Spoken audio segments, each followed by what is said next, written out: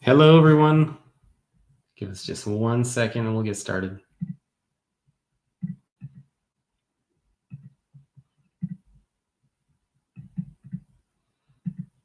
You gave this already. It's not working. Why can't I see us? You have to remove the banner. Go to the brand. Technical problems.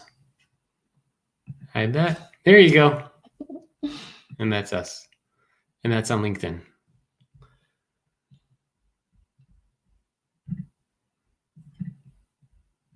Cool. So we are now officially live. Those of you who are watching, maybe you can just let us know if you can see and hear us okay. If there are any issues, that way we can fix them before we keep going on with everything. It worked. Of course it works. Hi, everyone. Hi, LinkedIn, YouTube, Facebook. All the social channels. So let us know wherever you guys are watching. Say hello in there and let us know if you can see and hear us okay, if there's anything we need to fix before we get started and talking about what we wanted to talk about today. There's a bit of a delay. All good. Yeah, there's a couple second delay between what we're broadcasting versus what goes up on LinkedIn. So it's probably maybe like 5-10 seconds. So everybody says they can see and hear us okay, so we can get started. So why don't you start us off and we'll do the formal introduction because this is also going to be an audio podcast for later. So Blake. Well, can I first do the welcome. Oh, right. Yes. Welcome everybody to another episode of the Be Your Own Boss podcast. Jacob and I have joined forces to teach people how to win by being their own boss, by being self-employed. And with the insanity of the coronavirus pandemic, we couldn't think of a better time to launch this show than now when people are being laid off and their plans have been waylaid or changed. If you can see me, because we are recording a podcast right now and streaming, which is like the first time I've ever done live streaming, you can see that I am 8 months pregnant. I'm going to even stand for you to show you what's going on here. Show you the belly. So there's a lot going on in this house. We actually have been posting some content to get launched, and we've released a few episodes. And well, the second episode just went up today. And someone asked me, hey, Blake, I'm thinking of starting my own business. Do you have an example of a business plan? And I thought it was a really valid question. Like, hey, if you're going to start your own business, the first thing that you're taught, even in business school, is to put a business plan together. How are we going to make money? What are our costs? What's our overhead? How will we approach marketing? And so we got together last night when our daughter was asleep, because we have a 3-year-old, and we put together our best ideas for how to create a business plan. So that's what we're focusing on today. It's not really a business plan. It's more like key questions to ask if you want to become an entrepreneur and go off on your own. So first, we should probably give a little bit of context for everybody. And I think we should start also with what's happened. It's April 1st, just to give context what's going on in the world, in our lives. Go for it. Yeah, it's April 1st. The news is grim, honestly. We listen to the news in the morning because that's about all I can take of this negativity. Once a day is good. Depressing. Today, our daughter, she already had her 2 lessons on video with her grandparents because she's not able to go to preschool. And I recorded a podcast with the CEO of Pernod Ricard, which is a liquor company. So that was interesting.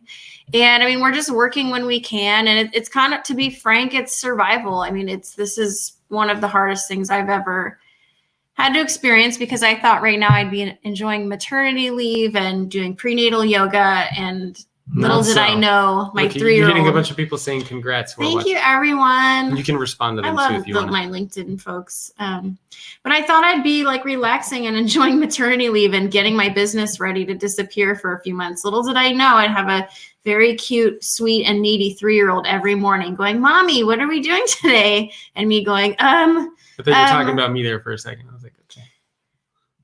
Yeah. So Jacob and I have just been, honestly, it's just pure survival, like trying to be positive every day, but it's been hard. And then, what do you do when the adults are scared? I mean, Jacob and I are having a baby in 2 months, and, we don't know if grandma's going to be able to fly in and help. We hired a night nurse. We don't know if she's even going to be able to come. And so there's just like a lot. It's a nerve-wracking time. So I meditate a lot, to say the least, and Jacob plays a lot of chess, which is his meditation. I actually have a chess lesson right after this. Oh, good. So we walk our dogs a lot, but man, talk about something coming out of left field and just completely blowing your plans out of the water. So major empathy for all of you watching and listening who also have had your plans thrown off, and you're probably stressed, scared. Maybe you're lonely. Maybe you're sick of watching Netflix shows. But the relief is that we're all in this together all over the world, and everyone is suffering right now. I mean, that shouldn't make you feel better, but in a way that's like this shared pain. But anyway, Jacob, why don't you tell us, what's your life been like? And it's April 1st. What's going on in the world of Jacob today? I won't spend too much time because I want to get into our topic for today. But as Blake touched on a lot of different things already, we're home with our 3-year-olds, just trying to balance work and life and doing all that sort of stuff. And I'm trying to teach Naomi, our 3-year-old, chess. So thankfully, I'm able to bring some of at least my passions and interests into her little life and force her to learn how to play chess. But today, what we really wanted to do is talk about the entrepreneur's basic business plan, which is really some questions that Blake and I came up with that we were asking ourselves when we started our businesses. Me around 12, 13 years ago, and Blake around 5 years ago. And for people that are familiar with business plans, a business plan is basically something that has a lot of information in it. And it's something that everybody tells you to put together. And it's got your legal structure, it's got your officers in there, it's got a SWOT analysis, industry research, barriers to entry. It's got a ton of stuff. And these documents are usually quite large. Just everybody heard you just slurping that into the... I'm pregnant. Like, that should excuse any weird or strange or annoying behavior, at least for my LinkedIn and social community. So anyway, that's what a business plan is. And Blake and I didn't do any of that when we first went off on our own. I had no business plan. I don't know. Did you put anything together? No, we'll talk about what happened. We just went and got I basically copied your business in a way. Yeah. I mean, I didn't have any business plan. So I actually think that for a lot of entrepreneurs, having a business plan is a little bit overrated, overinflated. People put too much emphasis on creating these really in-depth, 20, 30, 40, 50-page business plans. So instead, what we want to talk about is questions to ask yourself instead of putting together and doing all this crazy stuff with a business plan. And the second question that we wanted to talk about is, people have asked us, did you ever have investors or think about getting investors? Oh man. So I had a business, or I tried to have a business. I tried a few times. 3 times I tried, 2 times I failed. The first time I tried, I wanted to start something called Project Enough. I'm really passionate about supporting women and girls and self-esteem. And so I thought that would be a business. And I knew someone online who was like, okay, well, just fill out this business plan template. And I did. And I just got stuck at like, how will your business make money? And that was it. The other business was a social media consultancy. So that didn't last. But the business I have now is the one I've had for 5 years. And I didn't necessarily have a business plan per se, but I think the hardest thing with a business is getting customers and marketing. Yeah. That's really like, if you can get customers that will give you money for a product or service, that's pretty much the biggest initial challenge, is like, are you going to make money? And I was laid off from a Fortune 100 company and I cried. But then someone I knew asked me to do some work, and I immediately reached back out and I said, hey, I'm available now. And that was the beginning. And then I realized, oh, okay, so the business plan, part of that is I started doing it.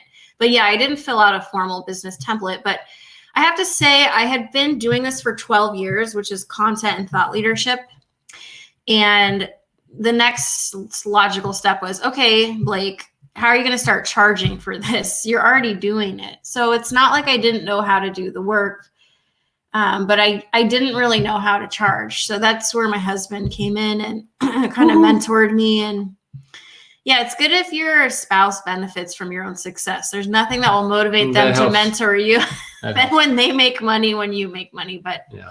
All right, so let's talk about our the main. We have 7 questions basically that we want to encourage everybody to think about. So if you want to become an entrepreneur, go off on your own, whether you're looking to become a thought leader or build an app.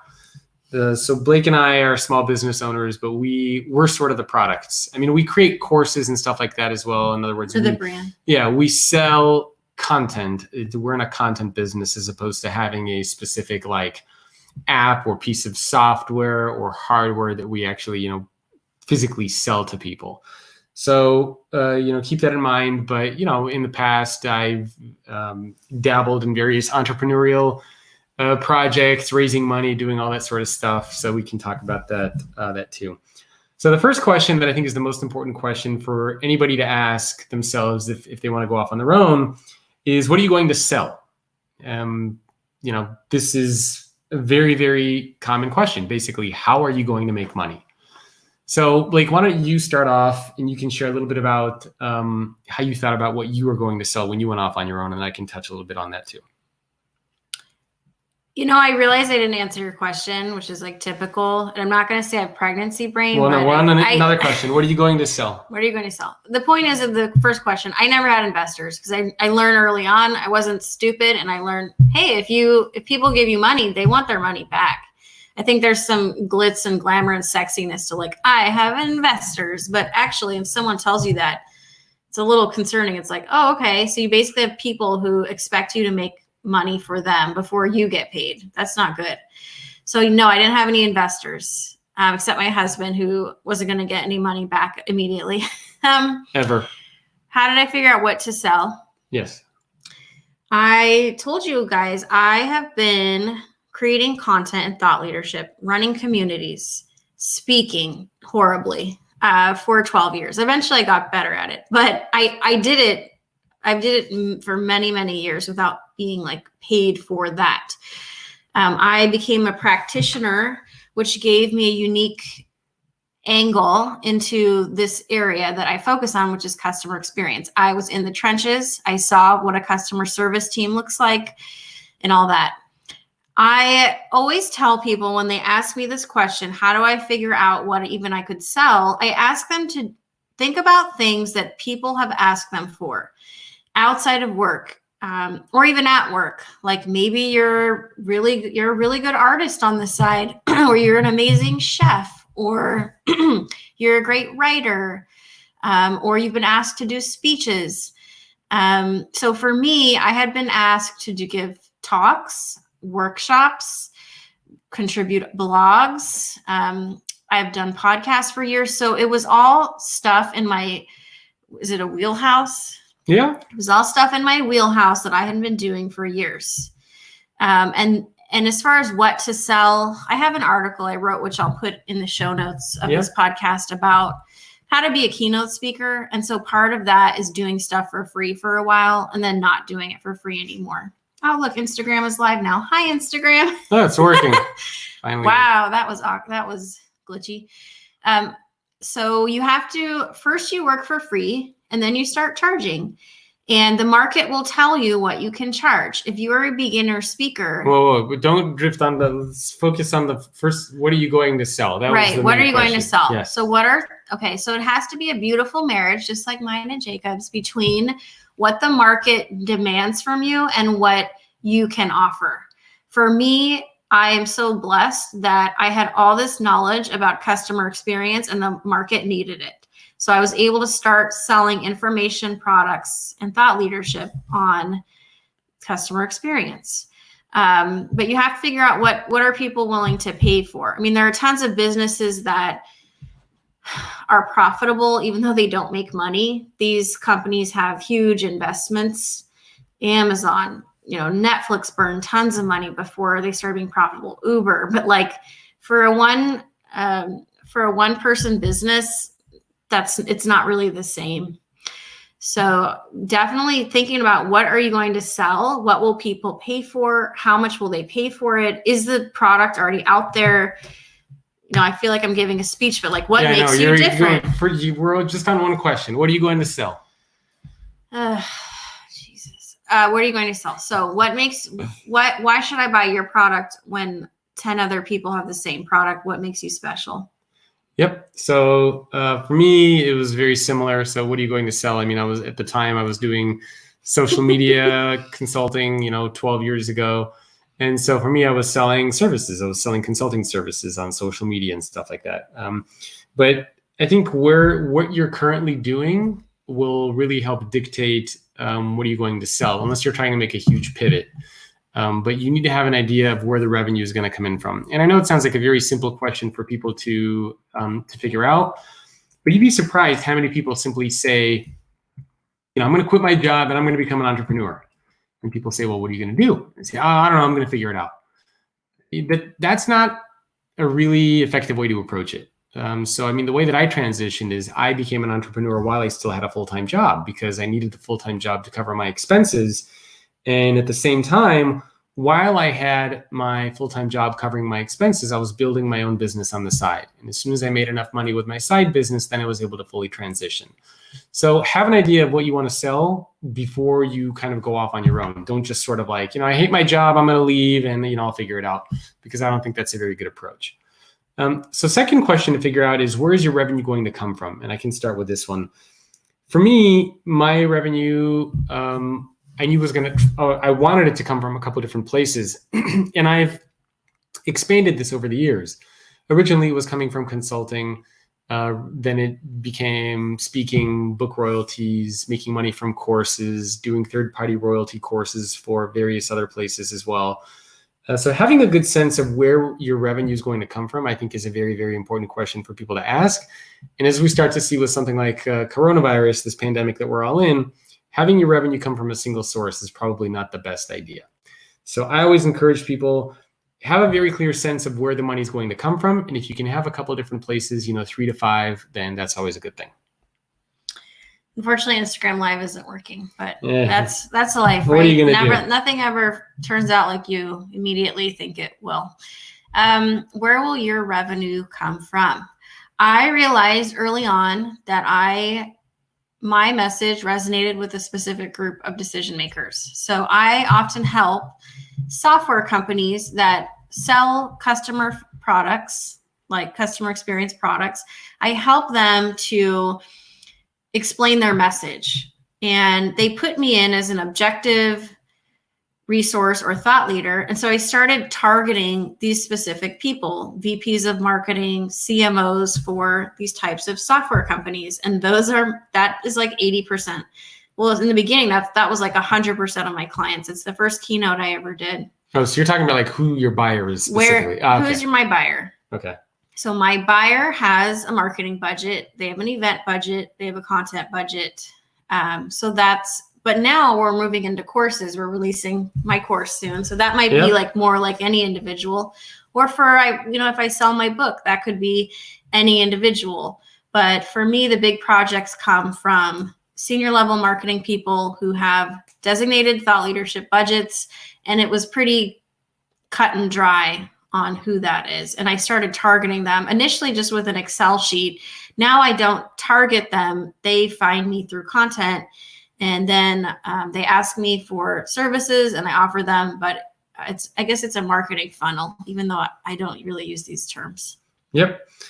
So that's the second question. We talked about what are you going to sell? So, if you're following along, we're going to go through 7 questions, and literally you can just write out this question and give yourself an answer for this. So what are you going to sell? Second question, where is your revenue coming from, whether it's different income sources, and also who your buyer is. So Blake talked about who her buyer is.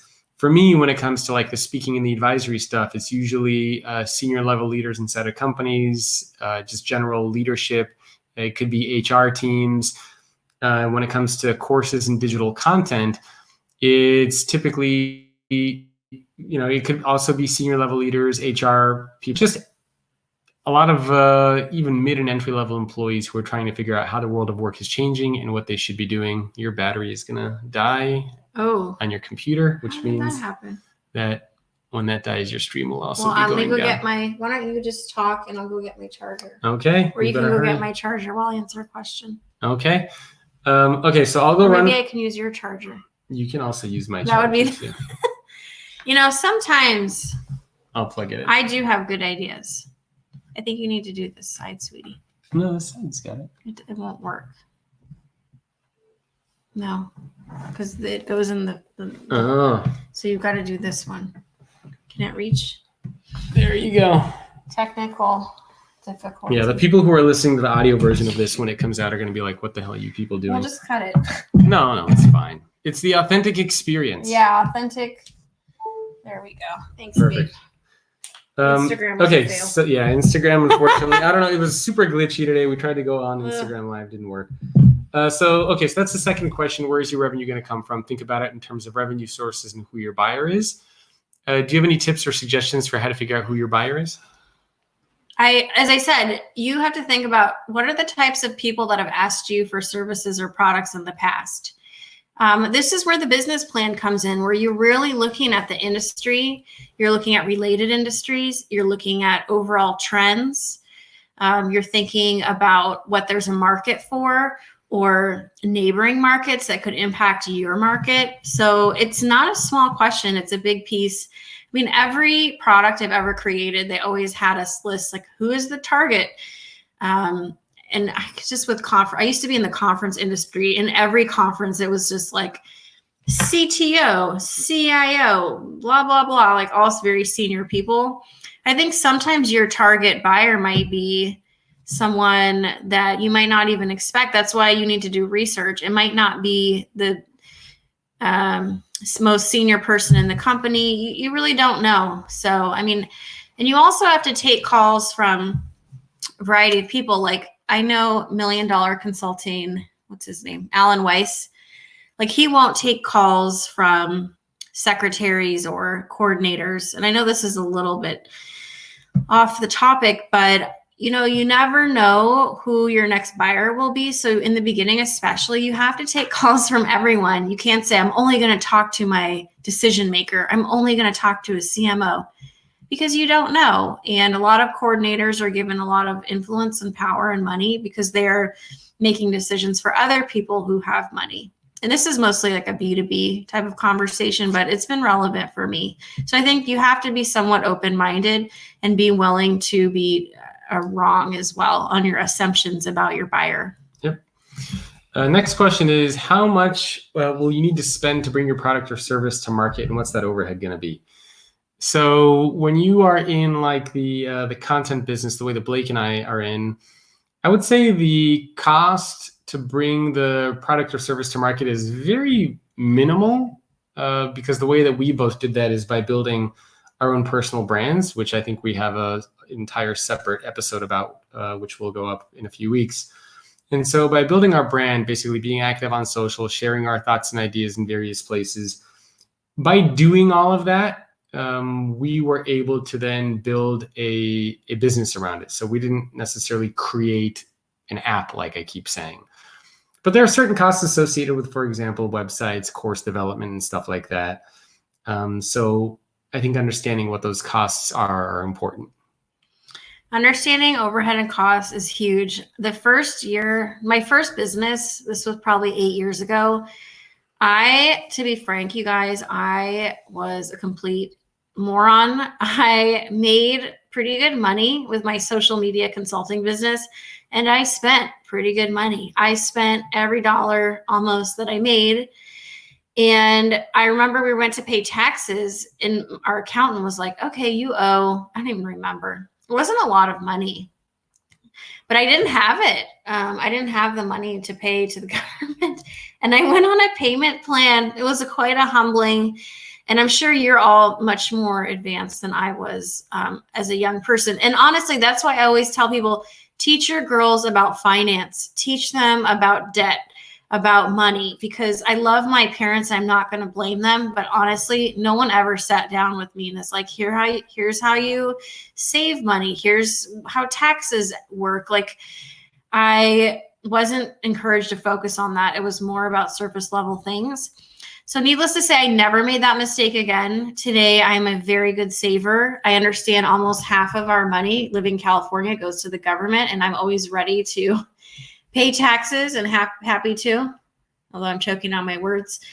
And overhead for me, a lot of it, it's a content business. So it's everything related to running a content business. And you had a nice comment. Once, hi, Maria Del Mar Torres. Thank you so much.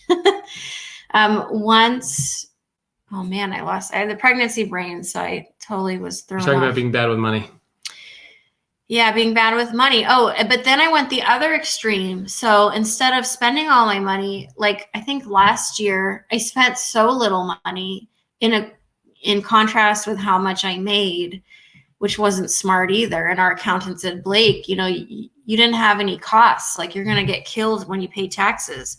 So I've just tried to keep that in mind too, because in a content business, it's not like you're manufacturing a product.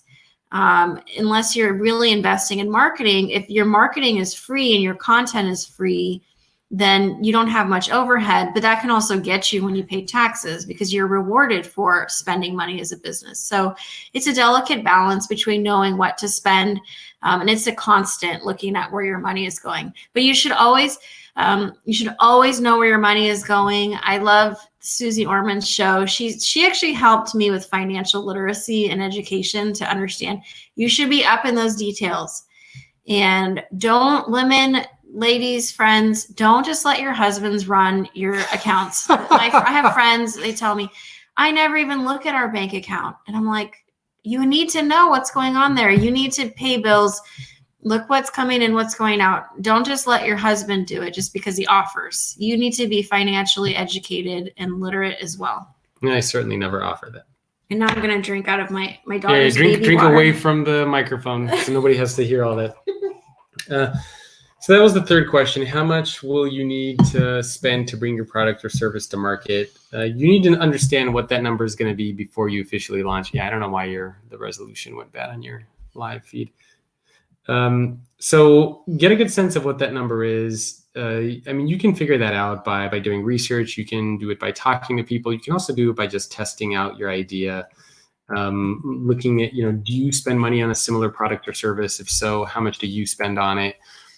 So with all the information that's out there on the web, you really shouldn't have too much of a hard time finding how much it's going to cost for you to create your product or service or bring it to life.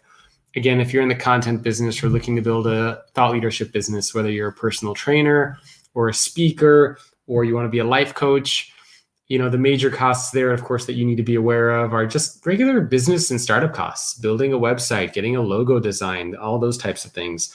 So just give yourself, a couple $1,000s, knowing that you're going to need to invest to build something before you can actually start generating anything from it. And a rainy day fund too, right? Yes. We'll talk about that. Yeah. And a rainy day fund, which, I'm sure a lot of people are using now with what's going on.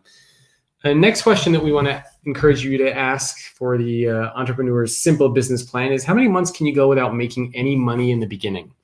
And this is very simple for me to answer. It was around, I think it was 9 months for me. So I mentioned that when I went off on my own, I had a full-time job and I had enough money in my account. I think at the time I had like $16,000 or $18,000 in my bank account. And this was, 12 to 15 years ago. So I had around $16,000 in my bank account, which at the time, living in the Bay Area, I knew that if I didn't make a single penny, I would be able to survive for probably, around 7 months living in the Bay Area. That's like not normal. No, at the time I was single. I didn't have a mortgage. Did you live with I didn't have your a car friend's payment. parents? No, I had a roommate. My percentage of the rent was $2,000. Is that when you're eating boxed potatoes and going to social media meetups? That is true. I was eating boxed potatoes. Hey, we all make sacrifices. But I needed basically around, $3,000 or so a month to cover my expenses and to survive, maybe a little bit more. So I knew that without making any money, I would be okay for, roughly 6 to 9 months. And my backup plan was that if I didn't make any money and everything went to hell, I would just go to Angeles with my parents, which there are far worse backup plans to have. Not for me. Yeah. I was not letting that happen. Yeah. Well, the important thing is, sorry, parents, I love you, but no thanks. So the important thing is that you need to know how many months you can go without making any money. You got to give yourself some sort of a runway to know, like, when do you have to cut the cord and kind of, maybe go back looking for full-time work if you need to, because obviously you can't just go off on your own forever if you're not making any money. And hey, I would have become like a Starbucks barista if I needed to. I would have done anything. Keep in mind, at the time you had no children, no wife. Yeah, of course. You were just like a young guy. So living La Vida Loca. Now Jacob and back in the day, Ruby Sky, the club in San Francisco, God. Which has since closed. All my house music. Those were the days. Are you done? I love you. That's over. Now our lives are complicated. We are older. We have a 3-year-old and a baby on the way. We can't take on as much risk. Even though we're more successful. Like if it were me now. No, like I wouldn't, like if I came to you and said, hey, Blake, I'm going to take $1 million and put it into I'm going to take out a loan in our house. Well, no, I mean, if I said that, hey, I'm going to take out a second loan on the house and I'm going to put our house up for collateral and take like $1 million and go, especially now. Yeah. And go build a startup. We're certainly not going to take any of those types of risks. Not where we are. So, the stage that you're at in your life, I think also matters, whether you're single, whether you have kids, family, what your expenses are. Absolutely. You gotta keep those things in mind. And not to, stress is a factor. So how much risk are you willing to take on? You don't want to destroy your family in the process. Like if you're someone who can't handle risk, who can't handle uncertainty, don't beat your dog or your children or your wife in order to start your own business. Oh, that took a dark turn really quick. Stress is important. So how much can you handle mentally? It's not just about money. It's also about like spiritual debt, because for a while it can be kind of nerve-wracking. You don't know.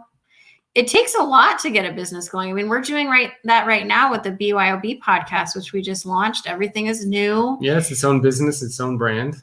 And so I think that we need to pay attention to as well. Yep. Okay. Next question is, what do you realistically think you could make to sustain? So how much money do you need to make? Oh, I didn't talk. Well, I did. I was just really quick. I was laid off with a bunch of money, which. Well, you got a severance. So that was like 6 months of money for me. And that was the blessing I needed to. And we had an apartment at the time. We were renting. We didn't have a child yet. Is that in San Francisco still or Oakland? No, it was in Oakland. Oakland, yeah. And it was good timing. It was like all the money I needed. Should I say the amount? I don't know. It's up to you. It was tens of thousands of dollars. Yeah, which was, to be frank, more money than anyone had ever given me at one time. It was, yeah. I mean, it wasn't a lot of money. Blessing me. And a curse at the same time. No, it was a blessing. What curse? Well, because you liked the job before you got laid off. No, I didn't. Okay, no mind. But I cried because I'm a crier, guys. I'm a wimp. And you know what? It was the best thing that ever happened to me. That's why you just never know. Like my dad always says, we'll see, we'll see. I mean, that's the truest thing about life. Sometimes the worst damn thing in the world can turn into the most beautiful thing, and something that you think is amazing and constant and wonderful ends up not actually being that wonderful. Yeah. Well, that's why for times like this, it's always important during this like coronavirus pandemic to try to look at where the opportunities are. So we get to, for us, for example, we see opportunity. We get to hang out more with our 3-year-old, spend more family time together, but we also get to do stuff like this podcast and when we're doing courses. I'm not even thinking about what's happening outside in the world. It's like the one we're focused, and it feels good because I'm forgetting all the crap. So you gotta look at where the opportunities are, even in tough times, because a lot of companies have actually come out of recession in tough times. So innovation and great things can happen if you focus on the opportunities instead of just on the negative. And so next question, I think we were talking about, what do you realistically think you could make to sustain? And this is the bare bones. How much do you need to make to cover your costs, both the business costs and your life costs? Which, let's be honest, when you start off and you're an entrepreneur, those are kind of the same thing. Like, you don't have a team. Your business is you. Well, it depends. Working out of your basement a lot of the times, or your living Some room. people will work for equity. I mean, I try to always think about like the startup angle, because some people aren't like us. They're trying to build mobile apps or start restaurants or open a gym. I mean, Jacob and I, we're solopreneurs sort of. I mean, we have teams, but they're freelancers. So it's been a blessing though, because we don't have, like, during this time, like, we don't have big teams that are salaried, and we don't have to like lay people off. Which would have been unfortunate. But as far as how much you need to, it's not just how much, what are your expenses every month, which is really important to know. I mean, that's like very basic. What are your expenses?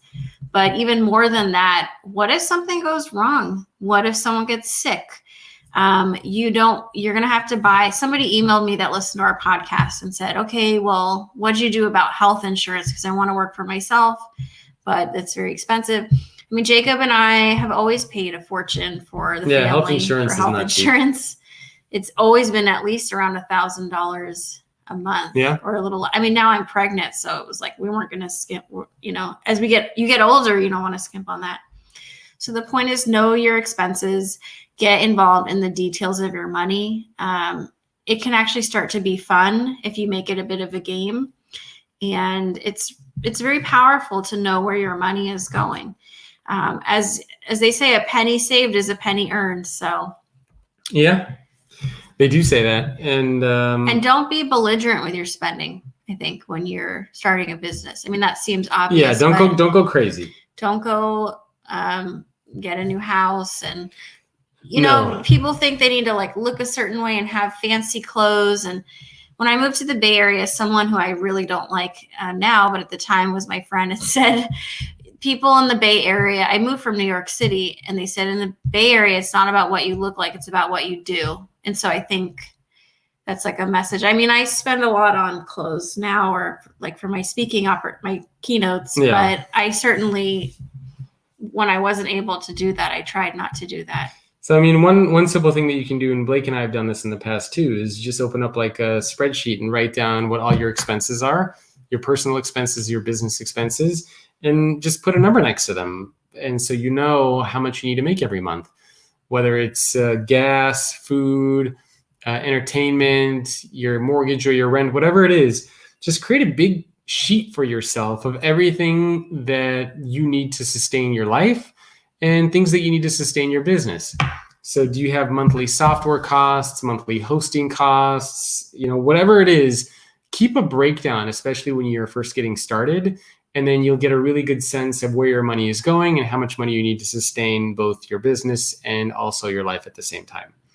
And you need to have supportive family or spouse. Like if your spouse isn't supportive, it's going to be a lot harder. Yeah. But maybe at the point that you're starting your business, your spouse can take on more of the risk, or they have a steady job. I mean, that definitely helps. It does. Yep. So have a good sense of what you realistically need to do to sustain, how much you need to make to sustain. That's a very important question. The entrepreneur's basic business plan. And two more questions from you. One of them we kind of answered, and that's who is going to buy from you. You need to understand, at least somewhat at the beginning, who your buyer is. You can't just say— Don't just go to your family. Yeah, you can't just say, I'm going to make something and, I'll figure it out. People will buy from me. For me, when I'm giving talks on leadership or whatever it might be, like I know who's bringing me in to hire me, whether it's a speaker bureau or whether it's somebody on a leadership team at a company. Like I know who's buying courses and all that sort of stuff. And Blake, I'm assuming the same is for you. You talked about how you know who your buyer is. I do know who my buyer is. I'm trying to think of some of the bigger projects I've gotten. They usually are inquiries from not senior level people. And then the team is brought in. But who's going to buy from you? I think some of my biggest clients have been people who buy one small item from me and then they like it and then they buy a lot more.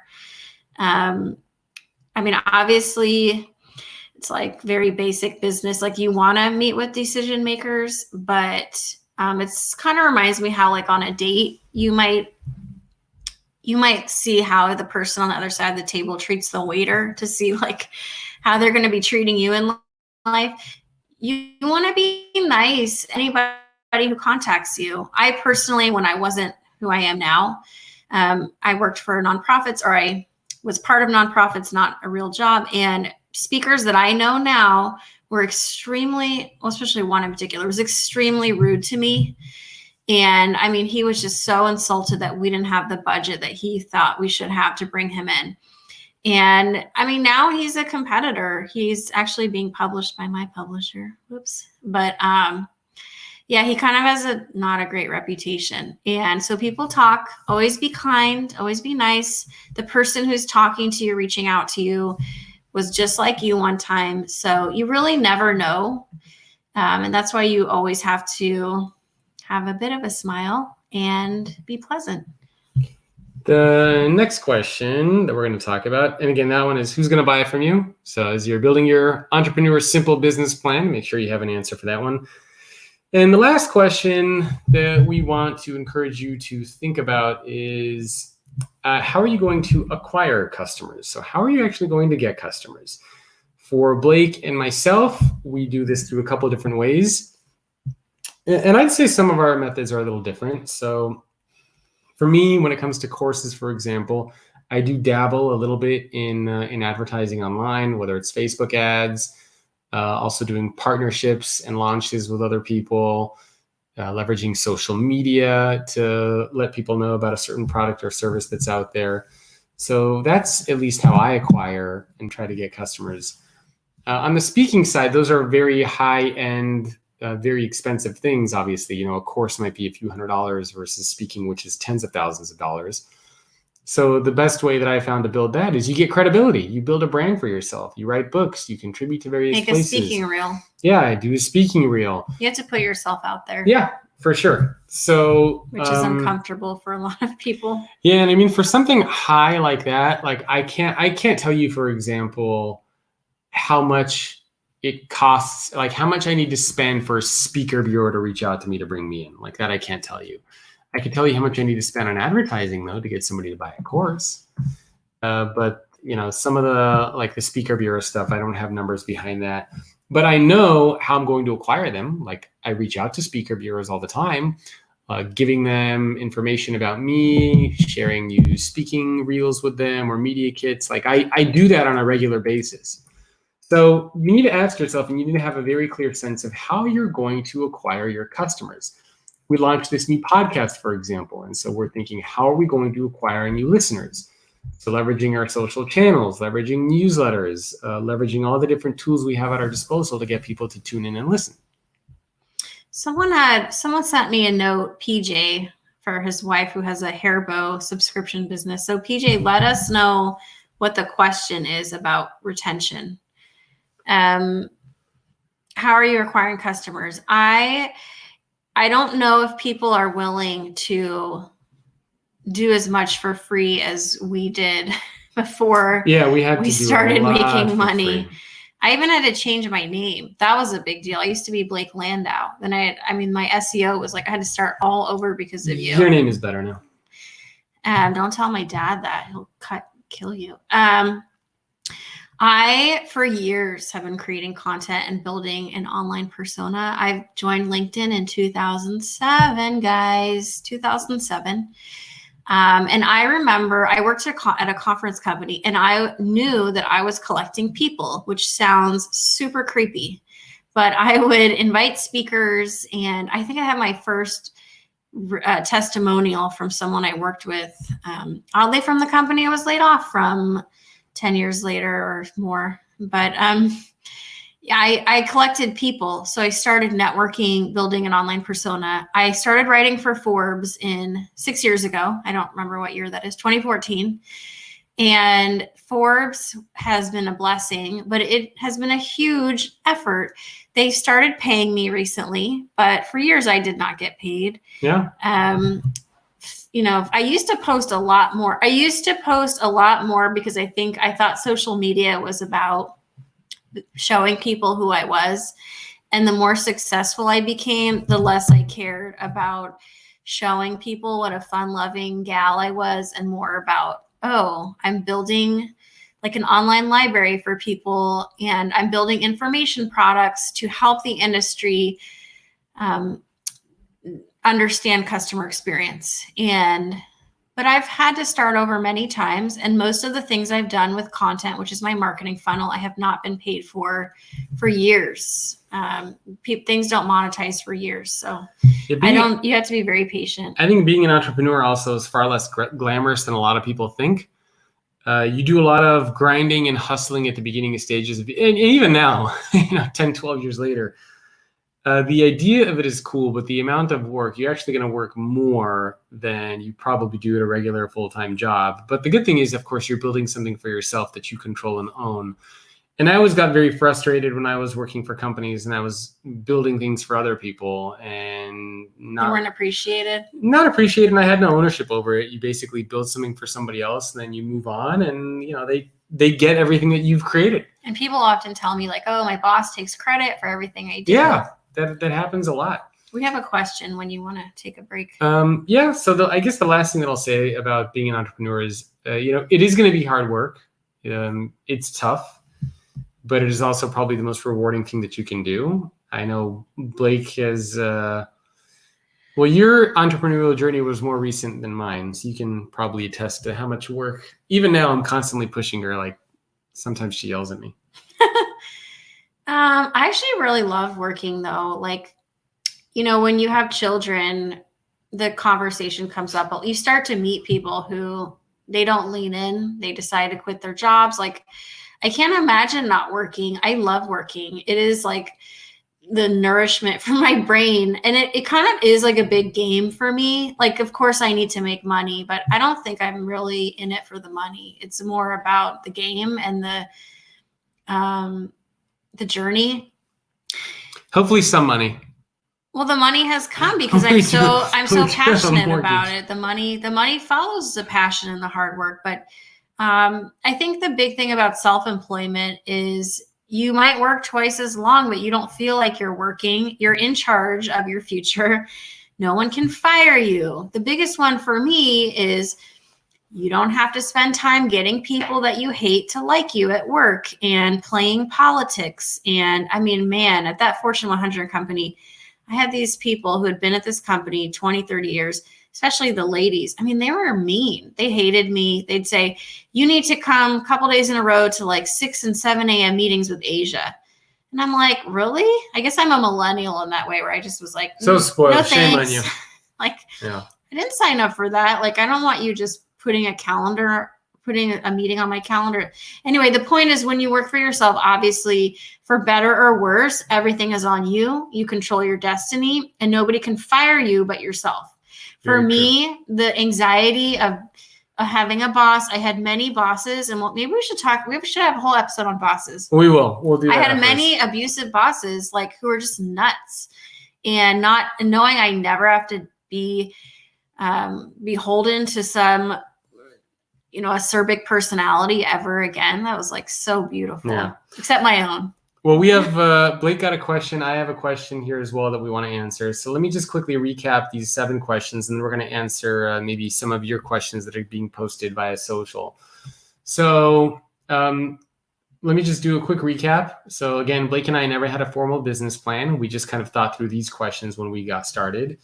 We've never had investors. We've never taken on any debt, nor do we recommend and think that's a good idea for anybody, especially if you're later in your life. Are we later in our life? Yeah. I mean, if you have children. I mean, even in general, if you're younger, like I'm not a big fan of debt at all of any kind. So, well, some things like restaurants, I mean, you can't open something like that without. Yeah, but even then, I'm not a big fan of any kind of debt. I don't care what you're doing. I just don't like debt. I don't think it's a good idea. Jacob doesn't like debt, guys. No. So, if you can afford to open up a restaurant or a franchise without taking out a loan, great. If you're going into debt for something, nothing that I would personally recommend because I like how Unless you owe people. you're the United States and you're having a Yeah. pandemic crisis Yeah. and you need to borrow some You money can owe from trillions of dollars. who?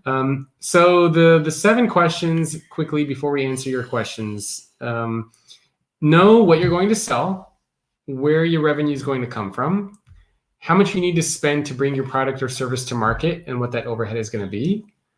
Question number 4 is how many months can you go without making any money in the beginning? And how long will you run your business if it makes $0?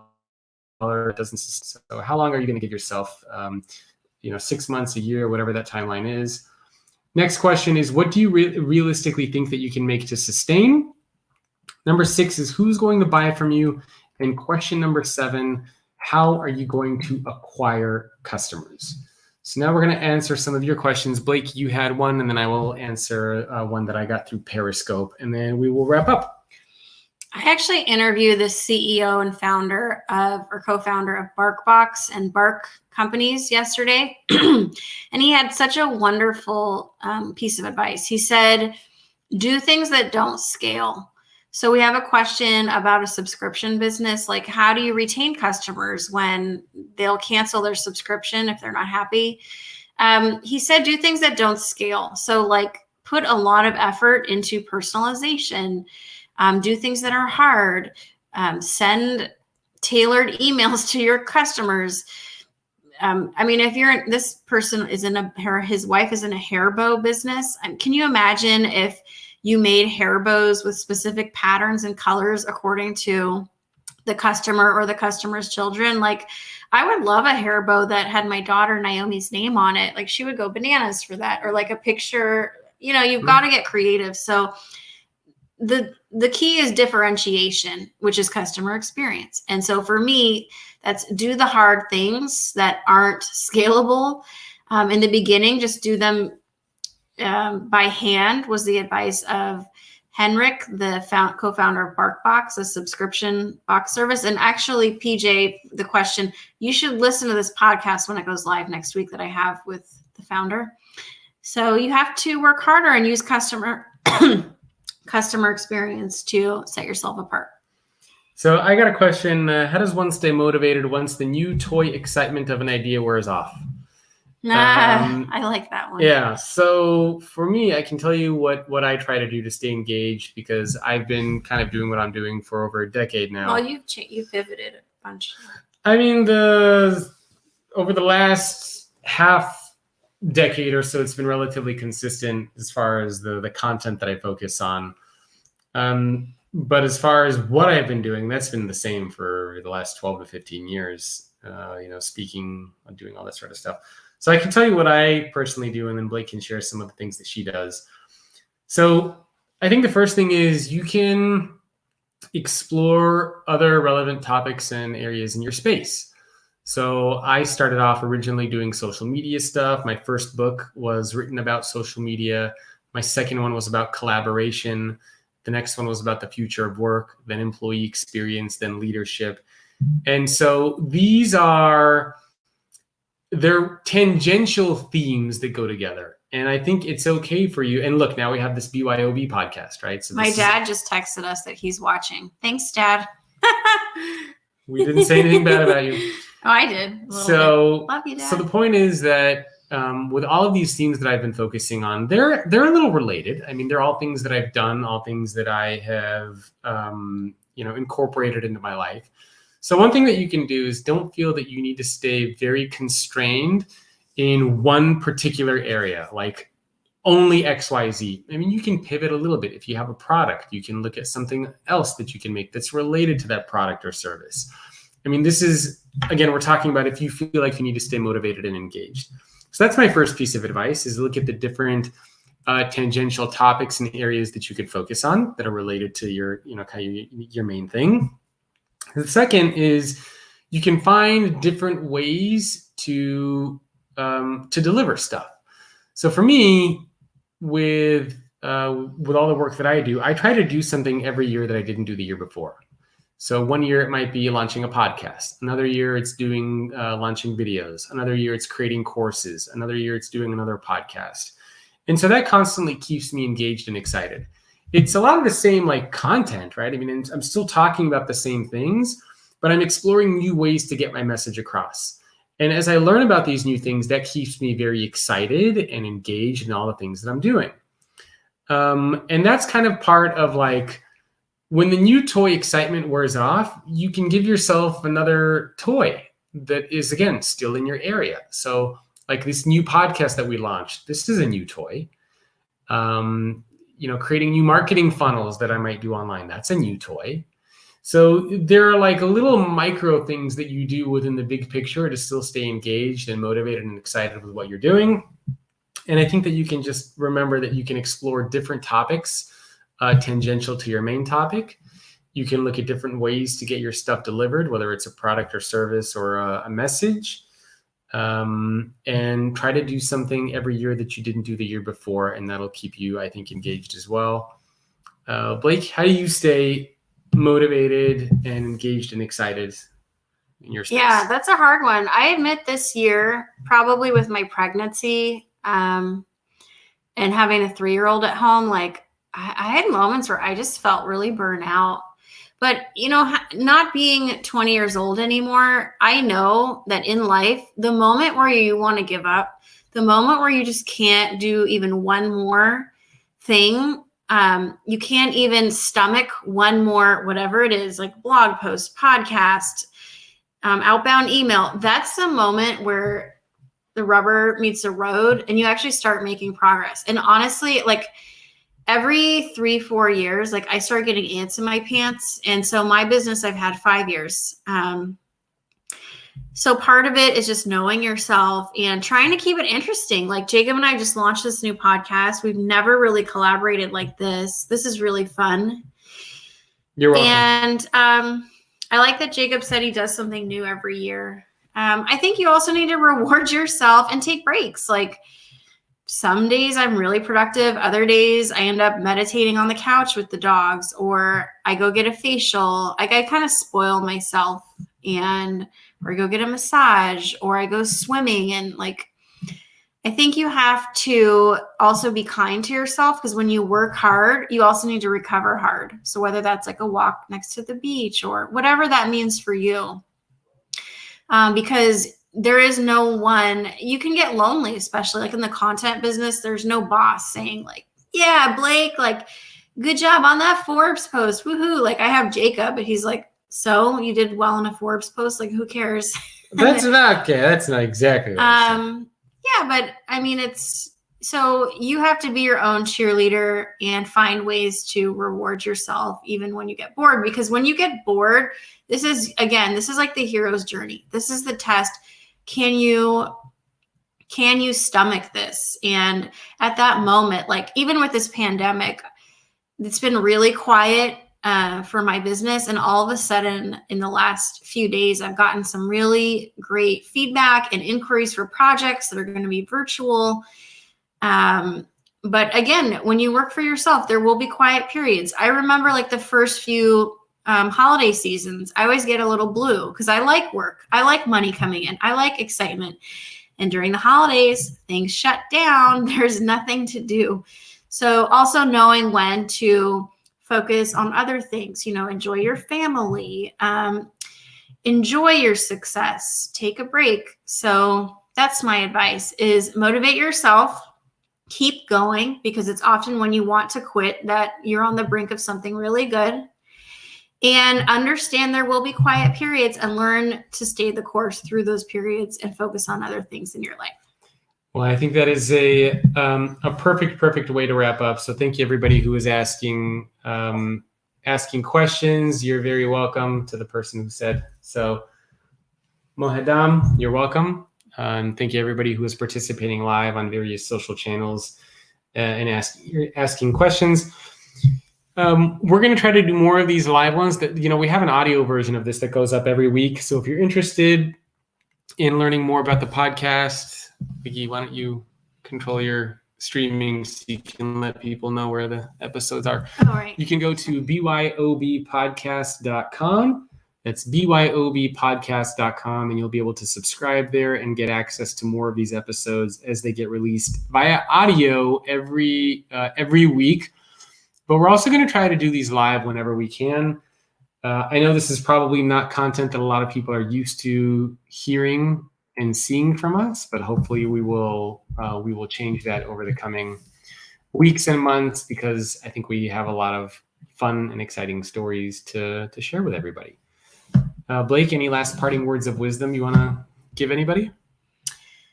If I could go to my younger self and give myself advice, it's the rejection, it's the hard times, the dark moments, the times like now where everyone around the world is suffering. Like this is the stuff life is made. This is the stuff that gives life meaning. So understand this will pass and there will be some meaning for you, even if right now it doesn't feel very meaningful. Yep. Keep your head up. We'll get through this tough time with the pandemic. And if you're a new entrepreneur, you'll get through your tough time as well. We also have an email if you want to reach out to us and ask us any questions or have any suggestions for topics you want us to explore in the future. It's morgans@byobpodcast.com. That's MORGANS @byopodcast.com. And hopefully we will see all of you very, very soon. Thank you very much for watching. Thank you, everybody. Bye-bye. Bye.